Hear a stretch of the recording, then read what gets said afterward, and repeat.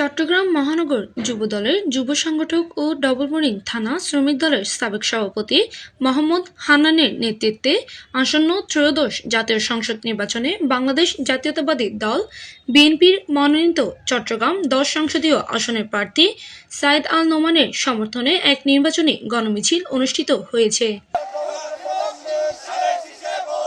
সোমবার ৯ ফেব্রুয়ারি বিকেলে অনুষ্ঠিত গণমিছিলটি নগরের বড়পোল এলাকা থেকে শুরু হয়ে শান্তিবাগ, মুহুরীপাড়া, দাইয়াপাড়া, পানোয়ালাপাড়া ও আগ্রাবাদ সহ বিভিন্ন গুরুত্বপূর্ণ সড়ক প্রদক্ষিণ করে।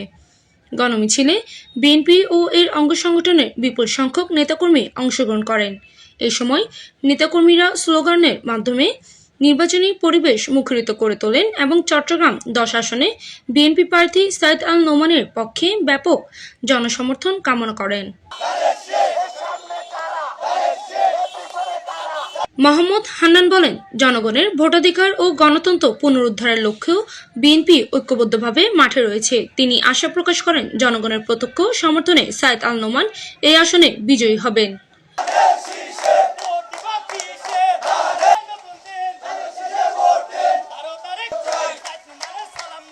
বিসমিল্লাহির রহমানির রহিম। বাংলাদেশ জাতীয় দল বিএনপির ১০ আসনের মনোনীত প্রার্থী সাইদ আল নোমানের পক্ষে সাংগঠনিক ৪৬-২৪ প্রত্যেকটা এলাকায় মোড়ে প্রদর্শন করে গণসংযোগ করে আমরা বর্তমান হাজিপাড়া মোড়ে শেষ করতেছি। আমরা চাই মা বোনদের কাছে আমাদের এই বার্তা পৌঁছে দেওয়ার জন্য বাংলাদেশ জাতীয় দল বিএনপি সবসময় মানুষের দল, গণসাধারণের দল। ইভেন কি বাংলাদেশ জাতীয় দল বিএনপিকে যদি ভোট দেয় ১০ আসনে যদি আমাদের তুর্য ভাই জয়যুক্ত হয়ে আসে, ইনশাল্লাহ প্রত্যেকটা ঘরে ঘরে মা বোনদেরকে ফ্যামিলি কার্ড দেওয়া হবে। পাশাপাশি মাদক ও সন্ত্রাস মুক্ত, কিশোর গ্যাং মুক্ত আমরা সমাজ গড়ে তুলব। Desk news, PIB ৭১ TV, Chittagong.